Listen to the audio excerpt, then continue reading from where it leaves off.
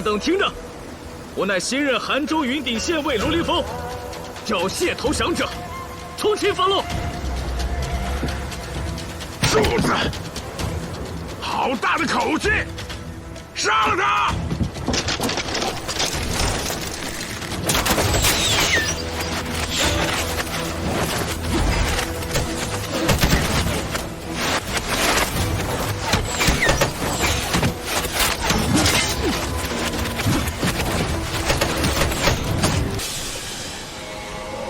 前隋炀帝时，洪水肆虐，河面比六朝时宽了至少3倍，深度更是莫测。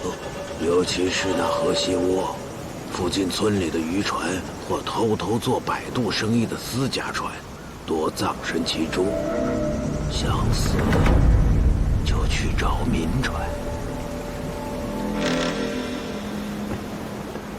请问河心窝是怎么回事？漩涡就在河心，有人说是水疾风高所致，也有人说是因为下头有凶手作祟。不管是水疾风大还是凶兽作祟，我问你，官船为何就更安全呢？这我就不知道了。你说的凶兽，可有人见过？我没见过，全当我胡说。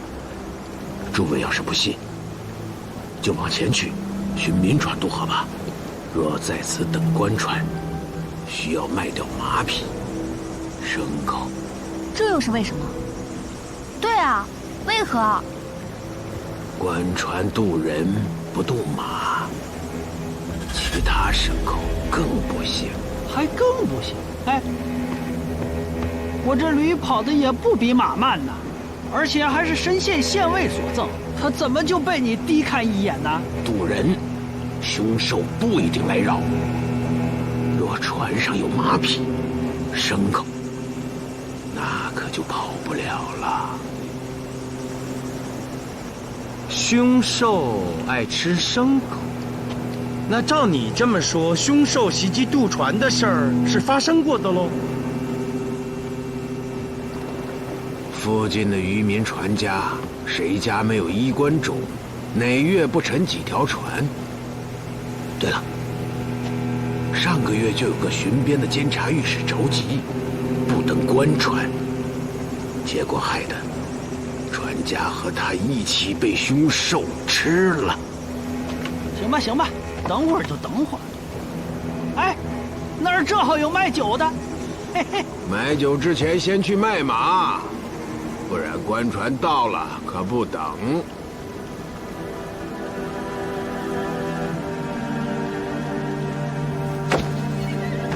马匹不能渡河，这是老规矩吗？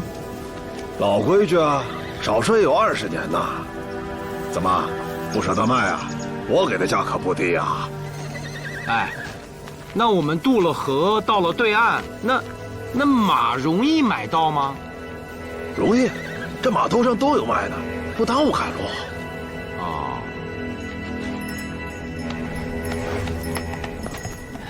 掌柜的啊，掌柜的，这有头驴，大概能出好几10斤好肉呢。好啊。啊！你们买我的驴就为杀了吃肉啊？那既然卖了，怎么处置你管得着吗？那不然你自己骑着，100里之外有渡口摆渡牲口。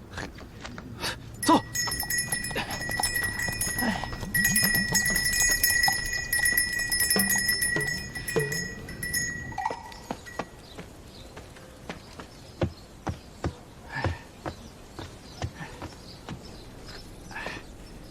快快快，来几坛好酒！干什么呀？你嚷嚷什么呀？酒没有，多拖3文钱一碗，加汤1文。哎，没酒你挂什么酒幌子呀？伯托，你要不要？不要熄火了啊！伙计，你的酒馆里为何没有酒？就是卖没了。掌柜的上货去了，明天才能回来。你看，老飞，让你的酒虫忍一忍，先填饱肚子吧。5碗薄托。5碗薄托。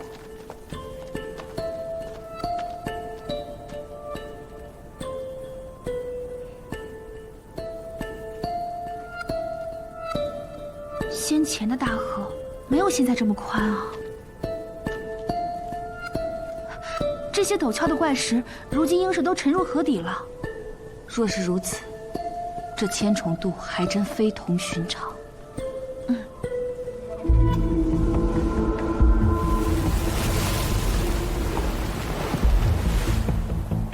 我怎么看着那个人身形那么熟悉呢？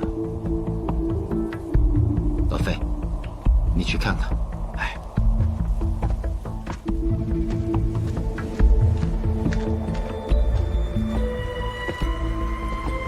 嘿，真是你啊，玉帝！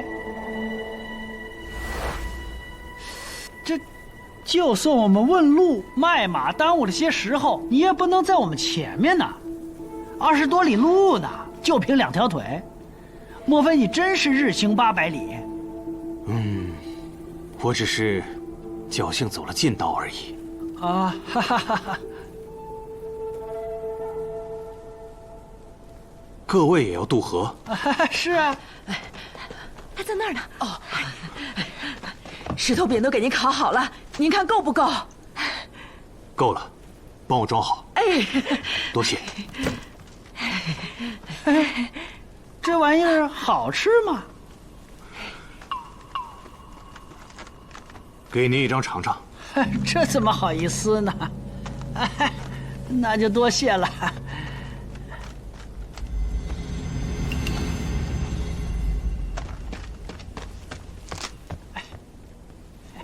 尝尝。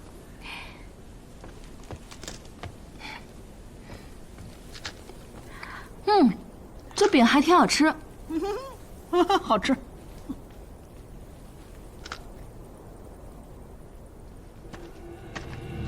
店家，拿酒来。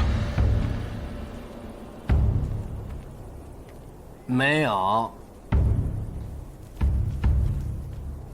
吾乃监察御史，买你的酒喝，你怎敢说没有？没有就是没有。薄托3文钱一碗，加汤1文钱。你要是不买的话，我就熄火了。那就来碗薄托，快上！监察御史，别又是个假的吧？你说什么？你是吓唬谁呢？我是看你这鼻青脸肿，也没带着随从，他就不像一个监察御史吗？前方路过一个雪窝子，雪厚路滑，随从不慎跌入谷底，摔死了。我也受了伤，如此而已。莫非你也去了那魔家店？正是，那荒野逆旅，很是可疑。本官急着赶路，无暇细查。伙计，给些水喝。伙计，给我也来碗水。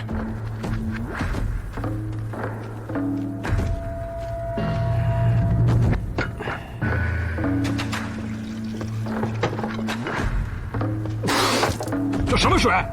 又苦又涩。大河之水就是这个味道。你要是不爱喝的话，可以不喝。岂有此理！你发脾气也没有用啊，我们这儿就只有这种水。不过，薄托汤的味道倒是好一些，所以加汤才要收钱呢。你，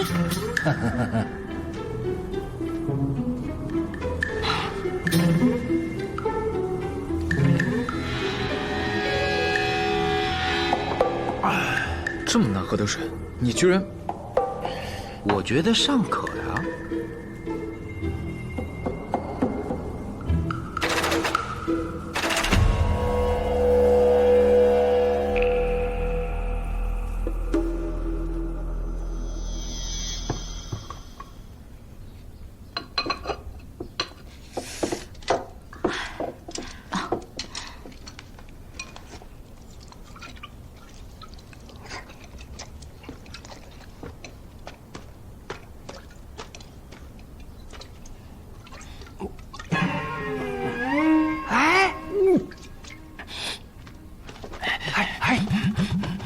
回来！哎呀，你干什么呀你？有酒你不卖？这是一坛陈年老酒，陈年老酒，是掌柜自己留着用的，不让卖。那不让卖你还偷喝？你给我！不给。费叔，你先回去坐，你先回去坐。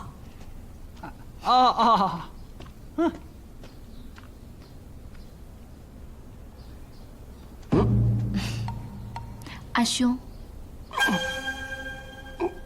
你喊我什么？阿兄啊！从刚才一进门，我就觉得你长得好像我家阿兄。你说真的？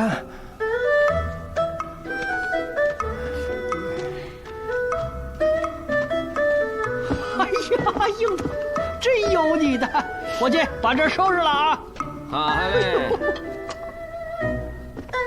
哎，伙计，这是怎么回事啊？本店就剩这么一坛老酒，已经被这几位客爷买走了。您要是想喝的话，除非他们请您喝。你不是说没酒了吗？怎么又要打人呐？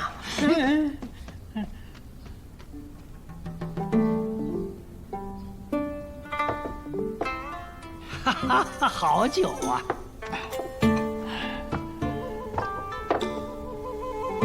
诸位，我手中这马鞭，请诸位过目。若是觉得还算得上是宝物的话，就允我一杯酒，可否？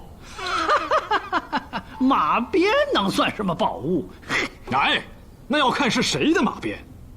我的祖上曾在淝水之战中，率8万北府兵，一举歼灭了苻坚的90万大军。这马鞭当年为苻坚所持，终为我祖上所缴获。苻坚的马鞭，可算宝物。御史是谢玄将军的后人。没错，我乃陈郡谢念祖，受朝廷之命，西域巡边，途经于此。哦，来，你的马鞭我能看看吗？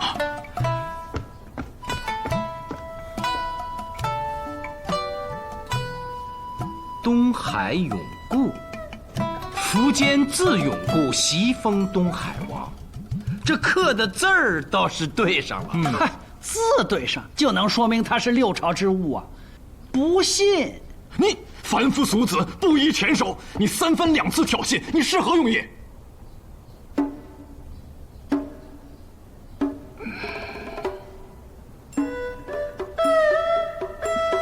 六朝名士之风，将作旷达之气。我不与你计较，我只与尔等同桌饮酒，不计较，不计较，不计较。哎，你得了吧你！我是知道住在乌衣巷的王谢世家，但那是六朝的事。现在这旧时高门，谁还认得？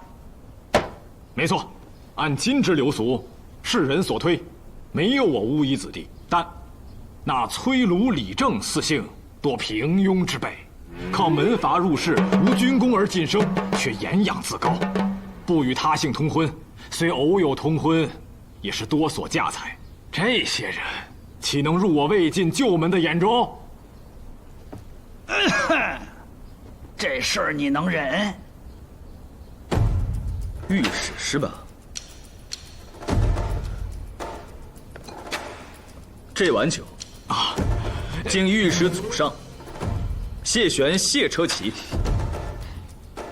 在淝水一战成名，挽狂澜于既倒，否则我等皆沦为异族奴隶。敬我祖上。多谢。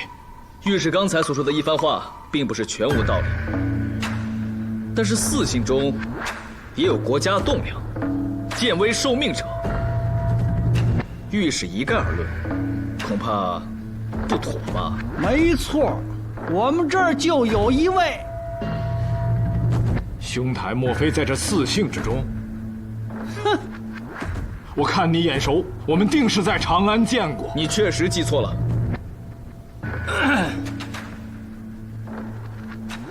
我的这碗酒，敬谢安谢太傅，既建立了不朽的功业，又保持了名士的风度。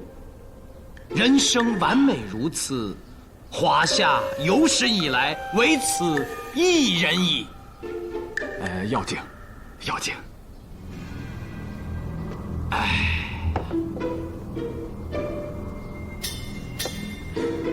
这碗酒，我敬陈俊谢氏，敬那有永续之才的谢道韫。遥想夫人当年神情散朗，雅致飘逸，真的有竹林之风。那是。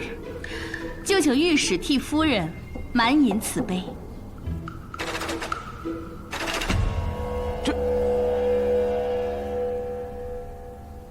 御史以祖辈为光荣，说明骨子里有极强的荣誉感。此番前往西域，一路辛劳，随从不幸丢了性命，御史却能马不停蹄。我相信到了西域，定会忘却疲惫，兢兢业业，细致考察当地的官员和将领，彰显我大唐御史慧眼如炬的神威。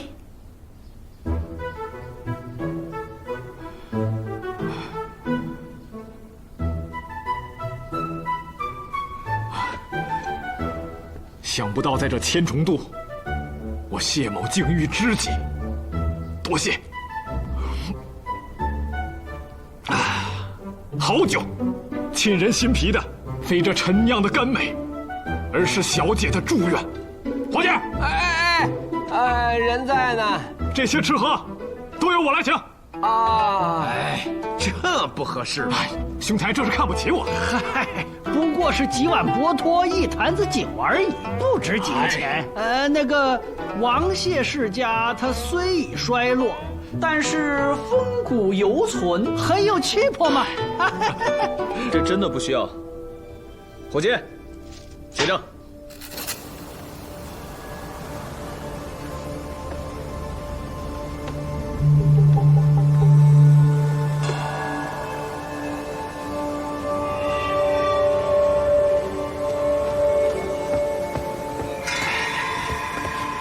官船虽已返回，可太晚了，不如明日再走吧。那怎么行？重任在身，耽搁不得。哎呀，河心窝凶险，万一谢某入世之日，即将生死置之度外，你这老金族何须废话呀？哎呀，那行吧，执意夜间渡河，出了事可不能怪我。请吧。这是干什么？每日登船之人需登记造册，留作抵当。您只要写下姓名、官职、营生即可。真是麻烦。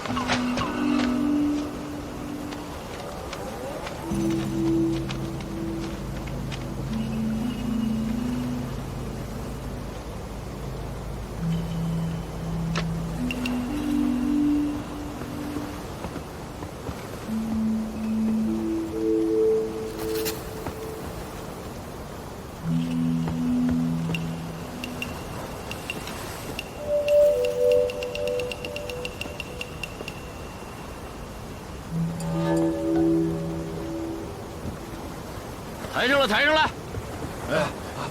抬上来，抬上来！放入底舱。诸位，在下乌平，专管这条官家渡船。夜间风大，还请诸位进舱内休息。船上备好了干净的水，与码头上那些苦涩之水截然不同。啊，有水喝啊！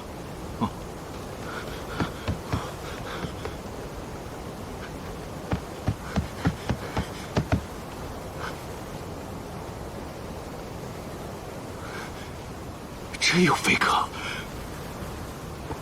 哎，你上去做什么？不怕颠簸把你甩到河里？不怕，我喜风凉。再说我东西多，也怕妨碍各位贵客。巧了，我也喜风凉。哎，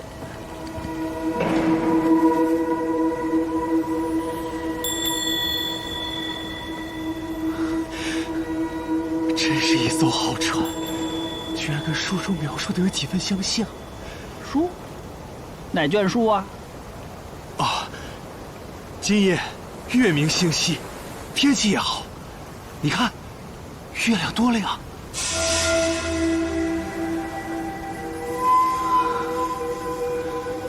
我上次去已是500年前。你去过哪儿？月亮？那是前尘往事。好，你跟我说说，那月亮上到底有什么？哎，别告诉我是吴刚在砍树啊！月亮是由7宝合成，有的地方极明亮，那是日头照到它的突出部所致。只是月亮需修整，每年至少8万人才能干活。说疯话呢吧？老先生全当我说疯话就好。得，我还是下去吧。我跟你在一块儿啊，我瘆得慌。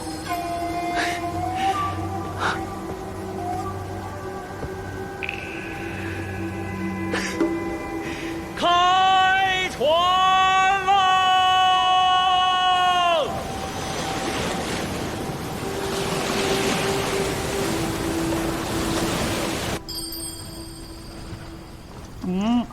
哎，确实甘甜，虽不如酒，但是比渡口那个水可好喝多了。哎，诸位，谢某性子急，待会儿下船就直接买马，然后连夜向西，就此跟诸位先行告别了。小姐一句慧眼如炬的神威，谢某身为监察御史，定牢记于心。谢御史客气了。可惜没有酒啊，举酒道别，才有那个劲儿嘛。以水代酒又何妨？能相逢在这大河之上，也是缘分。来，我们共饮此杯。说得好，喝。还有我，嘿嘿，来。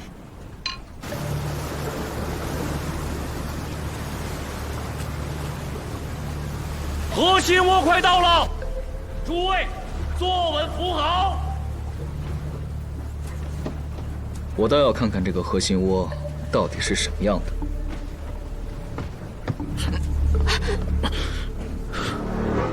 吃水。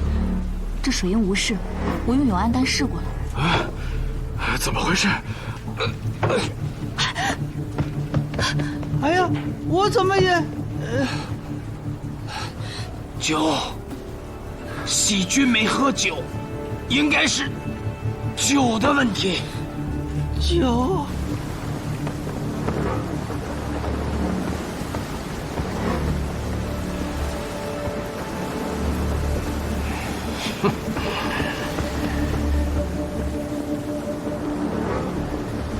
少禁令。那个穷酸没喝酒，把他网了。网我？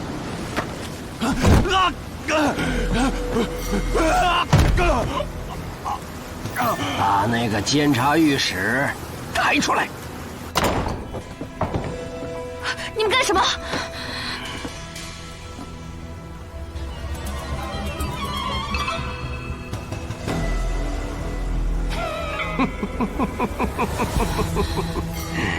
放心，先不会宰你的。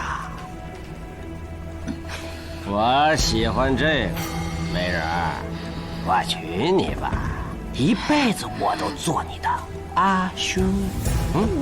别着急啊，你就老老实实的睡会儿吧。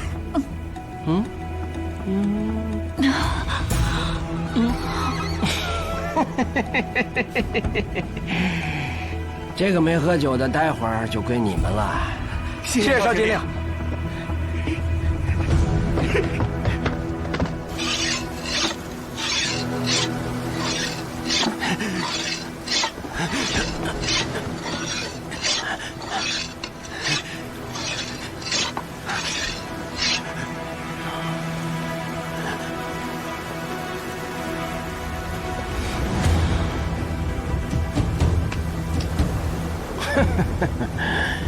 看这肥瘦，最多出30-50斤好肉，还不够我的鱼塞牙缝的呢。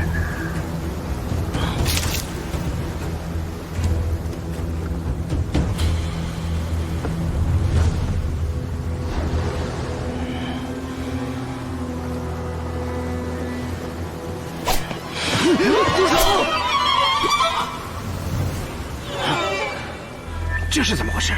不可能啊，从未发生过这样的事啊！尔等假借官船之名，做此等谋财害命之事。谋财？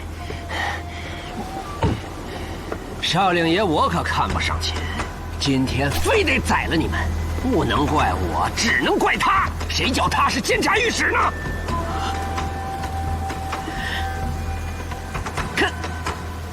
可你为何没被我的迷用迷倒呢？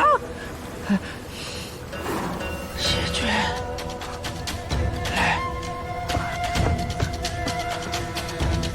请救主，先救陆凌风。罗某乃新任云顶县尉，尔等还不束手就擒？看来今天只能先宰他喂鱼了。他比较壮实，能多出几斤好肉。杀！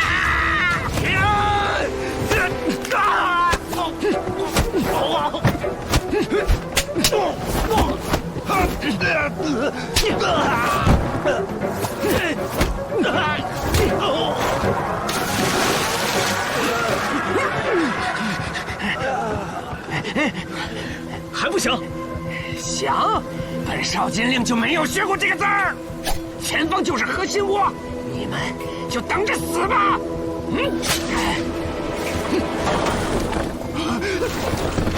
走！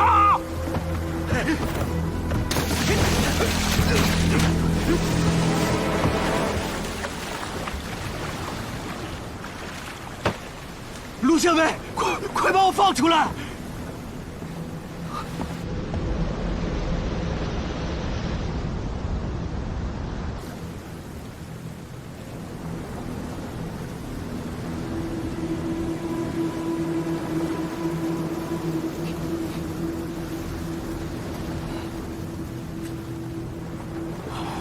老弟，这是在哪儿啊？大河之上。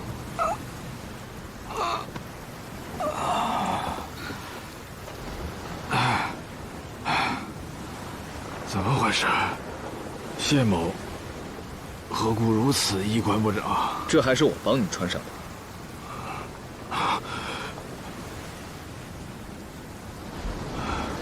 关平尚在。到底发生了什么？我怎么就睡着了呢？还睡着了？你是让人迷翻了！大家小心！核心窝！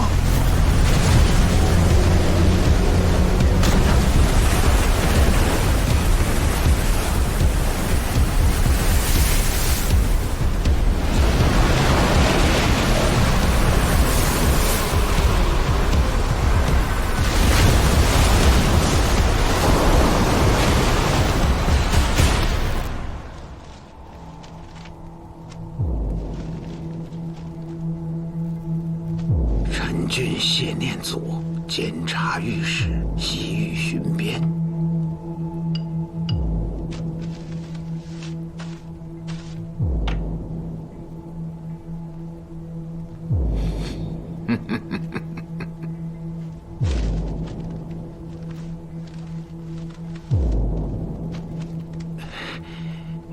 玉帝重返天庭。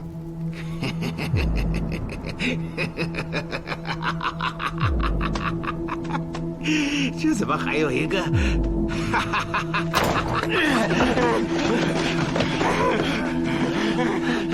儿子，怎么回事啊？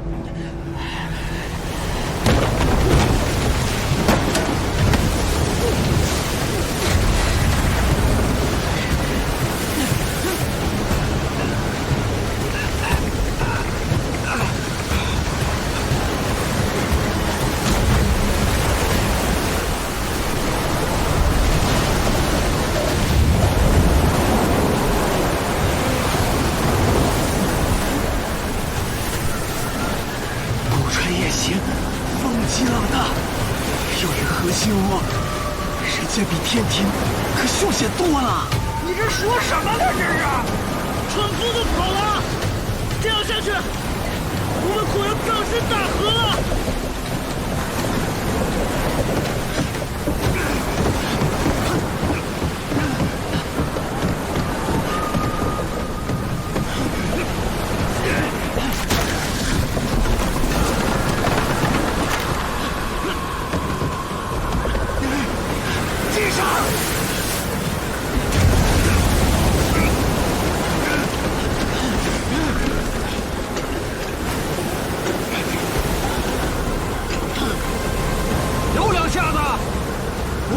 于，诸位若信我，随我统治底层奋力华江，定可脱险。好。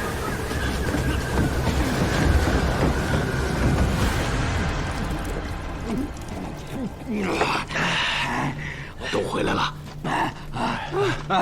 是，一个都不少。那怕什么？那几个人不被甩到核心窝里，也得喂鱼。爹，他们有些本事，我的迷药竟然没有迷倒他们。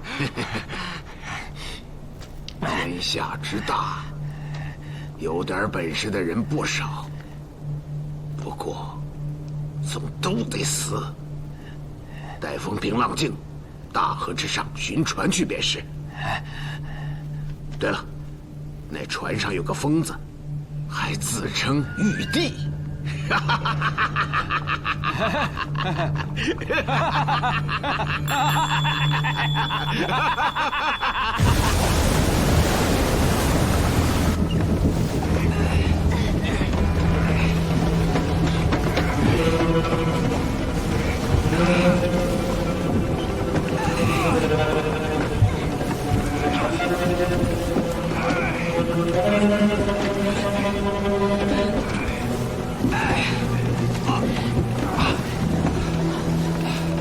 弟兄，你重伤未愈，要不先歇歇吧？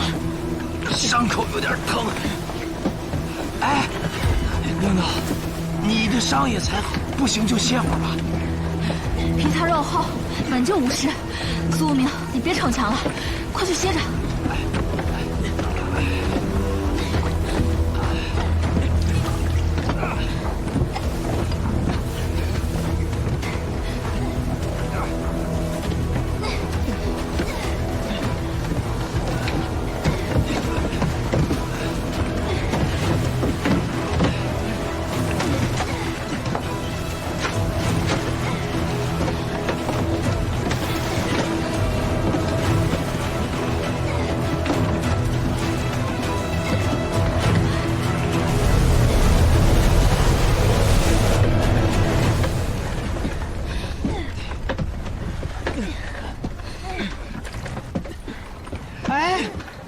这船好像稳了，咱们是不是已经驶离核心窝了？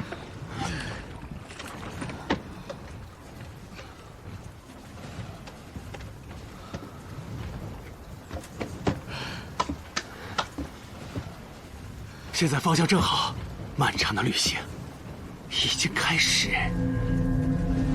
漫长的旅行，既然已经驶离了核心窝，那到达对岸1个时辰还不够吗？你还愣在这干嘛呀？赶快上去，调整帆的方向，速速靠岸，我还要赶路呢。急什么呀？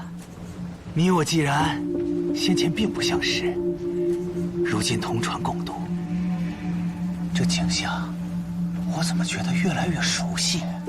你不觉得自己怪？发此问者，不知。我叫玉帝，郁闷的郁，阿弟的弟，叫此名字，只是为了掩人耳目。前尘时，我就是玉帝，天庭之主。完了，疯了，疯了！刚上船的时候，他就说他去过月亮。那年，天庭走失了白雀，它是只神鸟。且是祥瑞，得知可成大事，我下令彻查，才知白雀已经下凡，被渔阳俗子张坚所得。我便乘龙车降临人间，欲捉回白雀。不料那张坚诡计多端，假意热情款待，和白雀一起将我灌醉。到了我的龙车，直飞上天庭，假冒我的身份更换了百官。从此他张坚成了新玉帝，而我只能流落人间。这玉帝啊，你待我等脱困的，他不会是个疯子吧？我说玉帝啊，照你这么说，那白雀很让人怀疑呀。你也这么看？你刚才讲的这个故事啊，有2处漏洞。一呢，你失去龙车就没办法回天庭，这说明你这个玉帝本领不太大呀。2，那张坚登天以后，顺利的就更换了百官，那说明百官似乎没见过你玉帝的真容啊。嘿嘿，没错，这2个漏洞你怎么解释啊？那都是前尘往事，我哪还记得那么清楚？哎呀，莫要再胡言乱语了，赶快想个法子，尽快驱船到达对岸吧，好吗？你这个急脾气的监察御史，也该倒了吧？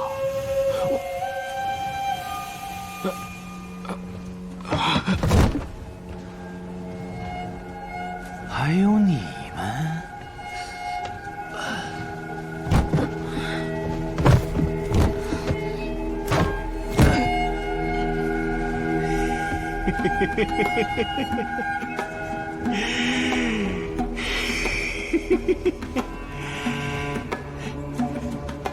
这艘大船终于是我的了！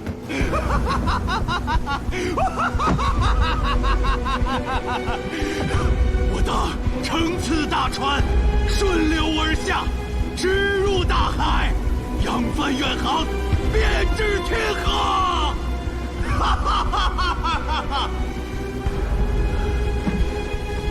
天河与海通，近时有人居海主者，年年8月有浮茶，去来不失期。人有其志，立飞阁于茶上，多积粮，乘茶而去。这是6朝张华《博物志》中的记载，看来玉帝对这本书也是烂熟于心啊！你若不是装作被你的迷香迷翻，还不知道你竟妄想夺取大船，妄图驶向天河，你这个疯子！可是，我所用之迷香乃是老恩师所授，很灵验的呀。你那个老恩师，也是个在山里修行的疯子吧？跟我这个老神医比，他能比吗？我打过鱼，诸位若信我，随我统治底朝，奋力划桨，定可脱险。好，御史起来。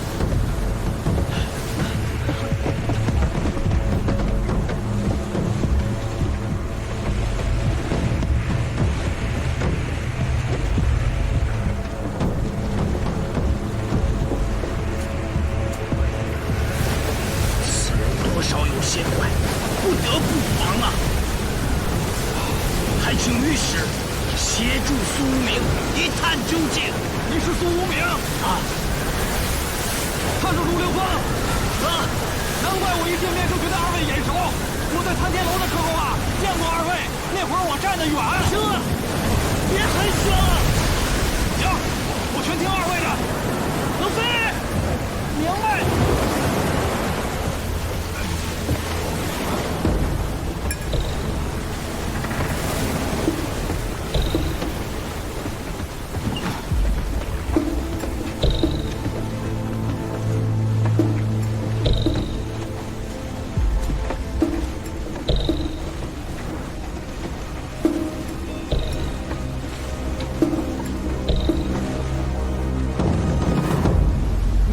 不就是迷魂散吗？我告诉你，我老费在长安鬼市混了几10年，我要没点破解迷药的办法，我还能活到今天吗？啊！你带我们划出核心窝，逃过一劫，我本对你心存感激，可你却走火入魔。你还真觉得能驾船入海，直入天河吗？此我所愿也。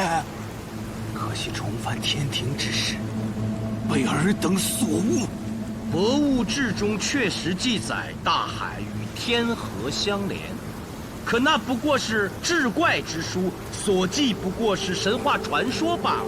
怎么，你居然当真了？当然是真的。你有没没有践行过，如何知道是假的？那我问你，为何要在这千重渡上船呢？千重渡啊？那是隋朝时才改的名。此渡口本名仙人渡，书上说欲出海直达天河，必须从这里上船。哎呀，那这么说，你读过的书比我还杂呀？只是，你如何知道我要夺船？你那放血之法，一看就是邪术。不过那石头饼确实是好东西，可百日不腐。可这一路上既有官家驿馆，又有私人逆旅，你一个旅人需要买那么多石头饼吗？我不得不承认，你确实有点本领。我们相遇的地方到渡口，少说也得20余里吧。我们骑马，你跑着，你居然先到了，还提前订购了石头饼，又吃完了一碗薄托，你是跑得真快啊！让你最终露馅儿的，其实是上船之时。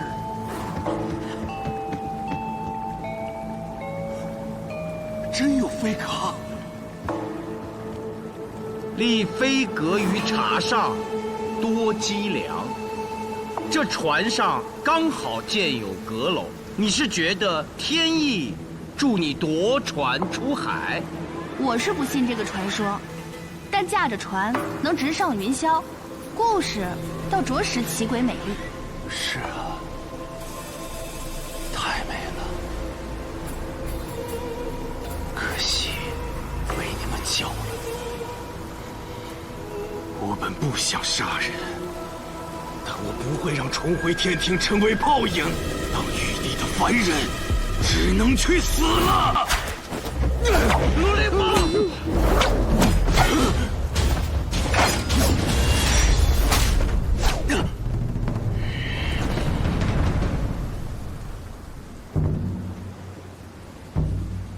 回舱里去，小心伤着。哎哎哎哎！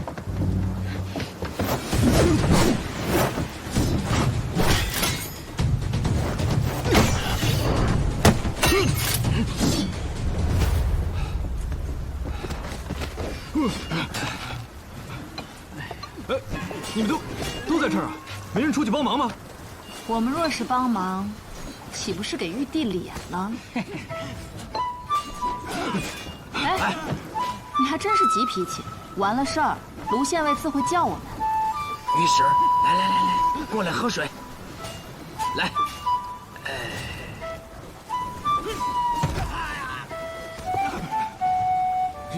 御史放心，没事的。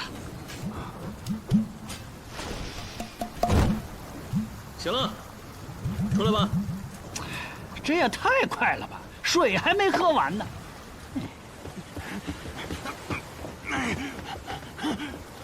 哎呀，早知道你是个疯子，罗凌风就不应该把你从网里救出来。要不是我，船早都翻了，你们都得葬身河底。嘿，他，谢御史，您看此人应该如何处置？哎，苏兄、卢兄，二位在京师赫赫有名，全听二位的。那不行啊，苏明如今啥也不是，白衣之身啊。罗某也只是云顶县尉，赴任途中不可跨境办案。此人在河上欲夺船行凶，该怎么处置，还得御史定夺。待大船靠岸，送至当地官府，必是死罪。只是。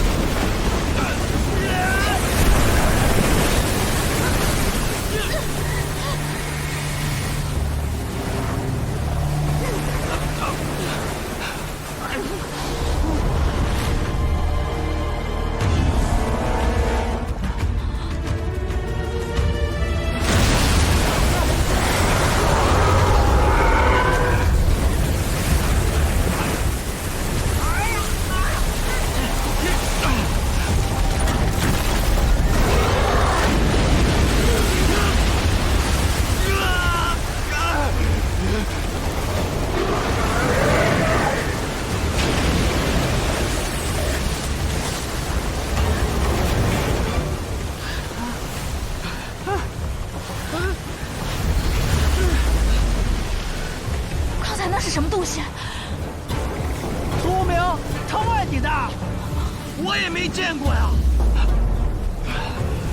传说中，陆地上有4不像，这水中有一种凶兽叫5不像。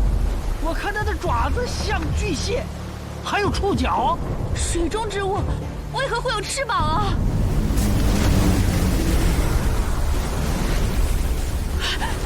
还有蝎子一样的尾巴。破者，鲨头、蝎尾、蟹爪、章鱼触角、蝙蝠翅膀。我想起来了，这就是书中所记5不像。破者，你这时候想起来他叫啥有什么用？他是要吃人的。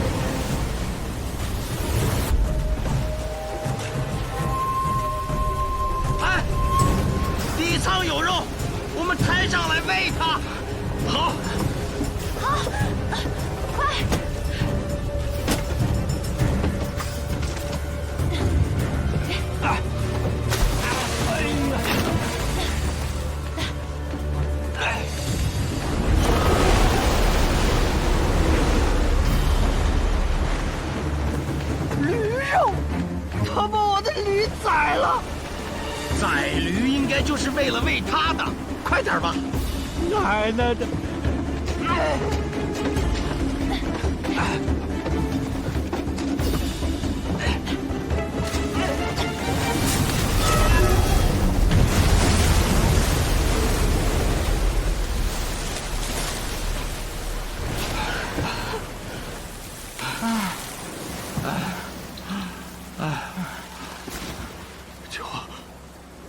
救我！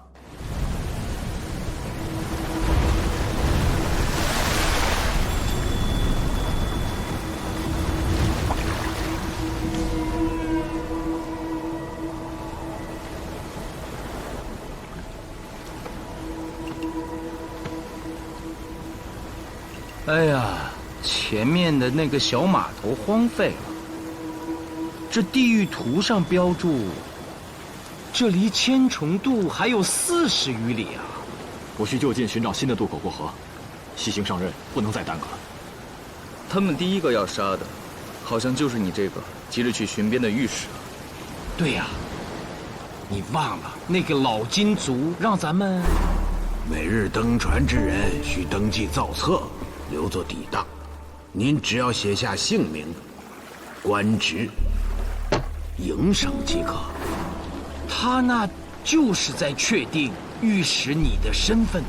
没错，本来我等应该是平安无事的，都是因为他那个监察御史，才险些命丧大河。对了，我听您说，前2任监察御史皆未如期到任，不会是？有何不会？我看肯定是过千重渡时葬身大河。这要说呢，这可是人命关天的大事。但是我们不能再耽误御史西行了。只是他们的行为过于古怪，比如渡船不渡马，但这收马的价钱又压得不是很低。他们要那么多马干什么？哎呀，人家谢御史着急西去建功立业，说这么多都没有用。哎，非也，既有诸多可疑之处，焉有失察之理啊？如此甚好，只是要想把这伙贼寇一网打尽，光凭咱们几个恐怕得借兵。借兵？御史，请看，从这里下船，到这个何塞守捉城不足20里，请御史亲往，向这个守捉使借些兵来。这个事儿，他别人去不好使啊。可是这20里地又没有马，要耽搁多少功夫啊？更何况这天色即将大亮，那伙贼人要是到大河之上寻船不见，他定起疑心呢。谢御史说的对，当务之急就是要快。哎呀，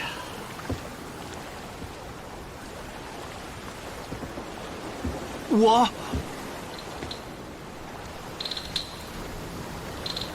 区区20里，我一个来回用不了多大功夫。我可不是想跑啊！我这条命是被你们救回来的。世上无神仙，只有神仙心肠的诸君。玉帝这是幡然悔悟了。被挂在那船帮上，我仿佛已经历了一轮生死。之前一想，竟因少时多灾，九死一生而至。如今悔不当初啊！可惜你跑这一趟，守捉使怎会信你？这我当然知道，我可背上谢御史。背上他，你还跑得动吗？有何不可？我在山间练脚力，背的都是100余斤的巨石。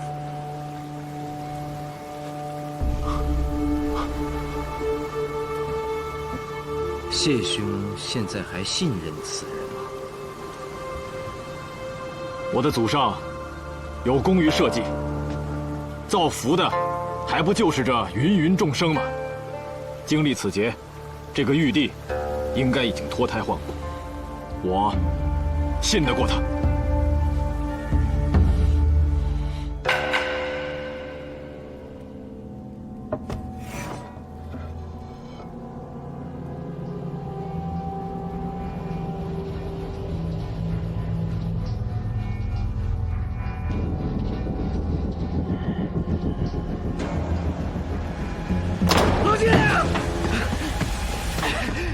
老爹娘，先叫唤什么？回来了，船回来了。爹，我还没有派人去巡船呢。我也没有。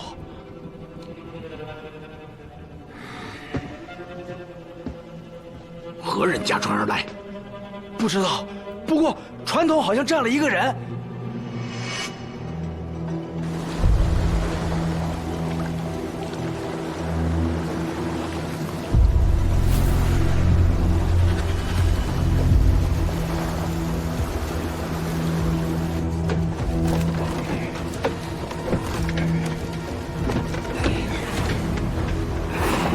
老金族年纪虽大，但眼神却像鹰隼般犀利。没错，看着就不像好人。今日他们就得到了5匹马，而且轻而易举。这日积月累的，他们会得到多少匹马？造反！卢献美，你觉得？为社稷安危，必毁千重渡。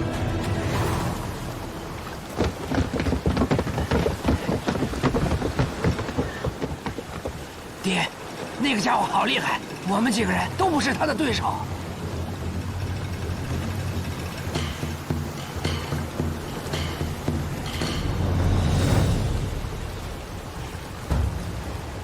弓箭。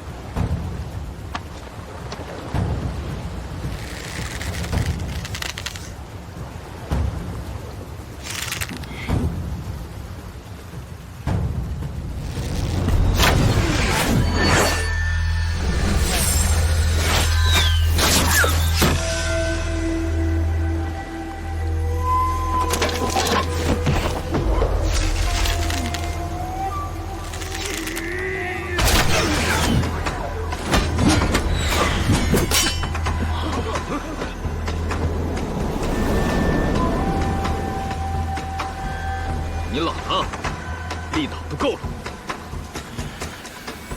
尔等听着，我乃新任韩州云顶县尉卢凌风，缴械投降者，从轻发落。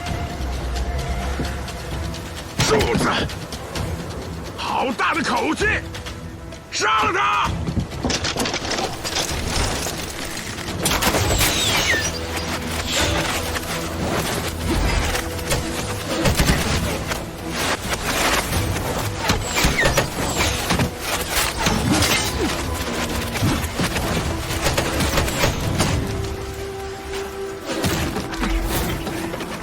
真有空间，宗明，不会又让你猜对了吧？加把劲儿吧，方向没问题，很快就能靠岸了。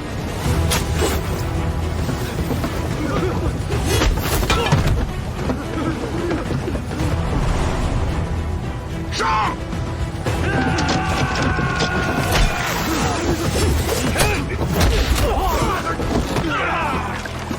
加把劲儿！马上就能靠岸了！别放开啊！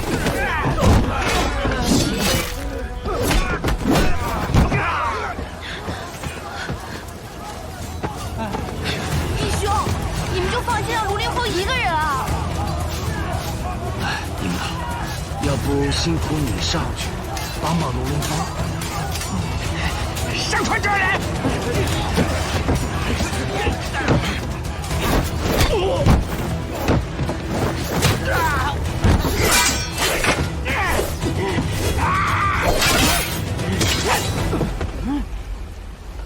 你这帮武艺哪儿学的？太稀松了吧！还想做我阿兄？你配吗？我插死你！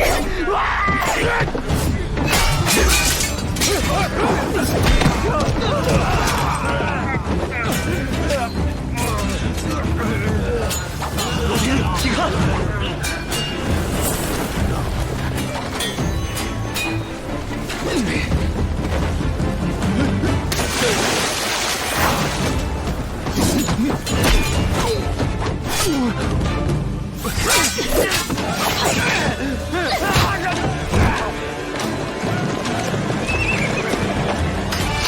尽数拿下！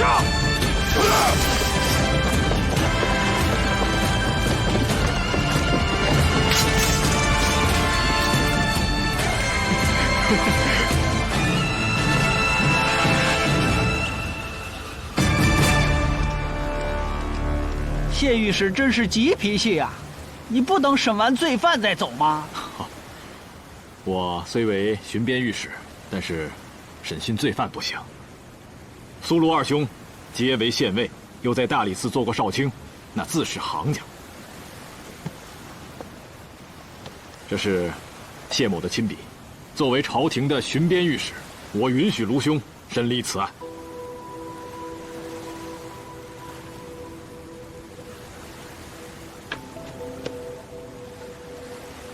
经此磨难，我方知西行之路艰险万千，也许前路还会遇到各种意想不到的事情，甚至奇奇怪怪的案子。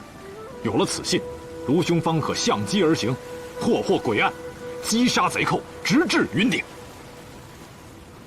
哎，老谢，你有这个权利吗？还真有，不过要用项上这颗人头去担保。卢兄乃是范阳卢氏出身，与苏兄同为嫡公弟子，信得过。我愿意用这颗脑袋去保。多谢谢御史。谢兄啊，你真的要带玉帝走？那是，搬兵的路上已经谈妥。你不怕他带你回天庭？不怕，玉帝执念已消。这么有把握？不然的话，在搬兵的路上，他就可以把我扔下，自己跑了呀。有道理呀。这个人呢是个奇人，他跑得比马快。此番西行，他为我牵马抵消罪责，未来谢某建功立业之际，也不会亏待了他。哎呀，如此甚好。谢兄与玉帝相互成全，可喜可贺。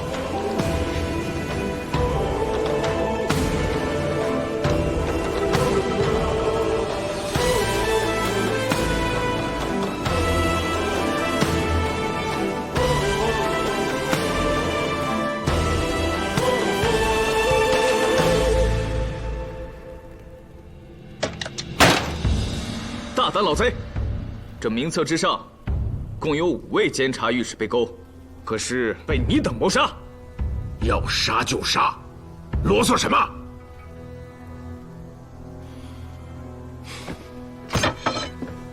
既如此，我只好先斩后奏了。来吧。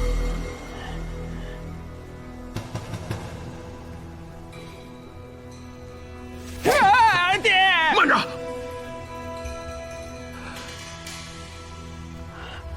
莫杀我儿！我说，爹，我曾犯死罪，幸得燕国公救我性命，让我戴罪立功。可惜，燕国公为朝廷征战到60岁，却被诬陷下狱，含冤而死。你知道是谁诬陷他谋反吗？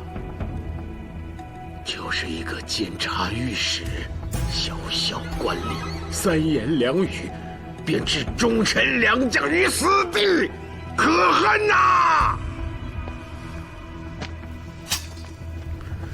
你是黑齿长枝的部下？正是。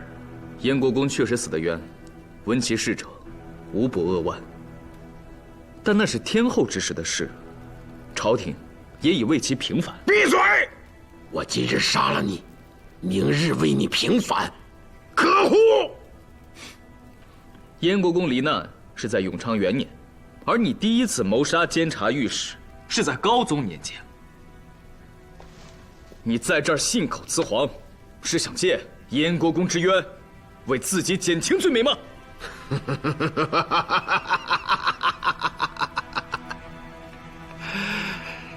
你可知我当年为何犯死罪呀？谋杀监察御史。对呀，那又如何？我曾祖父就是千重都的禁令，我祖父、我爹曾经也是，就是因为来了一个监察御史，也不知道怎么没把他伺候好，他就上书朝廷，关闭了千重都，结果我爹就当不成禁令，一怒之下他就宰了那个御史，他活该。那位监察御史上书关闭千重度，可是因为何心窝。是又怎么样？你这小女子怎知陈年旧事？诸位是不是还记得，他曾说过，前隋炀帝时湖水肆虐，河面比六朝时宽了至少3倍，深度更是莫测。卢县尉，请看这幅古画，应是大河涨水前所绘，河心窝可能是这些怪石所造成的。水中漩涡多种多样，江河水道在急拐弯处最易出现。若此画记载的是大河涨水之前的景象，那么这些怪石如今必沉入河底，它们的存在会挡住水流的去路。被迫退回来的河水又遇上后面涌入的水流，再次冲向这些怪石，可还是被挡了回来。如此这样，进而又退，退而又去，来来回回的水流只能原地打转，形成漩涡。哎呀，喜鹊，你不仅对画上之物过目不忘，亦能洞察山水之道啊，真是让人佩服。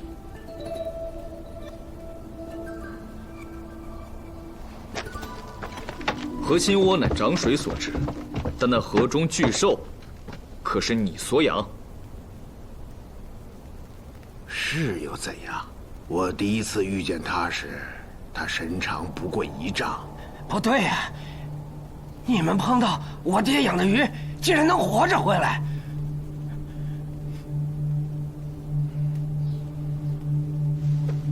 如此说来，多年前建议关闭千重洞的监察御史，才真是慧眼如炬。可惜，被你谋害。他的一句话影响了我的家族，我杀他无悔。报！卢县委已查到私藏马匹共1052匹，同时捕贼727人，弓箭、刀枪、唐槊锤等兵器共1000余件。这是明细，请您查阅。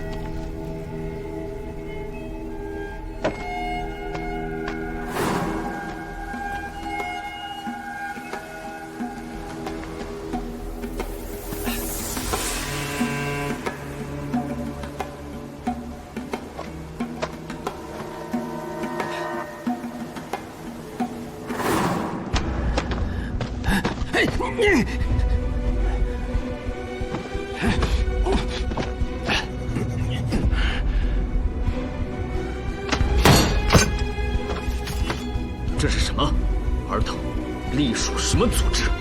谋反属何人之实？你少吓唬我爹，我爹是不会回答的。要杀就杀我嘛，会主会替我们报仇的。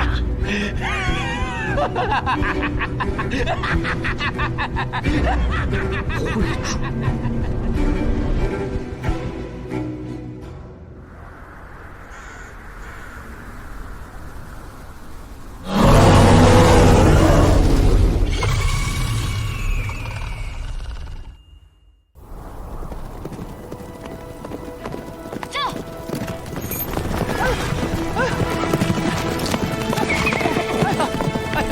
疼死我了！这马再快也没有我那匹老驴骑着舒服啊！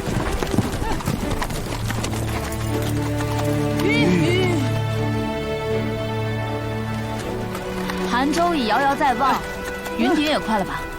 云顶虽属韩州管辖，但在最西边，离韩州城远着呢。哎呀，这人生的事啊，没有一件是不难的，哪怕是只想喝一口云顶的酒。我们已在戈壁上走了好久，再往前亦是大漠，恐怕再也看不见青山绿树了吧？那倒未必，就在韩州城外有一座太阴山，号称是人间月色最美的地方。那里峰峦叠翠，绿树成荫，且四季如春。那在山中漫步，据说如江南四巴蜀。竟有这样的好地方，那一定要去看看。我听师傅说，江湖上有个特别的组织，好像叫太阴会，是不是就跟太阴山有关？这是一桩陈年旧事了。100年前，我大唐开国之初，西北有一个枭雄叫段轨，受韩州6姓豪族的支持，割据称王，后被我太宗文皇帝所灭。那武艺高强的段轨，激战中失去了右臂，仍能用左手持刀杀我大将数名，最后登楼自焚而死。你说的那个太阴会，就是段轨的后人组织起来的。会众皆崇尚月光，他们说我大唐为土德，并崇尚日光，正是月光之敌，用此妖言控制会众，与朝廷作对。哎呀，要我说，这什么太阴山，咱就别去了吧。万一碰到什么歪门邪道的人，咱可就危险了。不会了。天后时，恩师多次上书，朝廷已经派兵把他们都清剿干净了。等一等，啊，传说中的断轨，骑的可是犀牛，是不是犀牛？我记不清了。没错，就是犀牛。书中记载，那犀牛头生三角，锯齿锋利，可冲破千军万马。你是说，千重渡那帮贼人，肩膀上所刺的就是三角犀牛，而且那个少金令，他曾扬言说，要杀就杀我吧，会主会替我们报仇的。会主犀牛。罗灵峰，你是怀疑那些人是害阴会的余孽？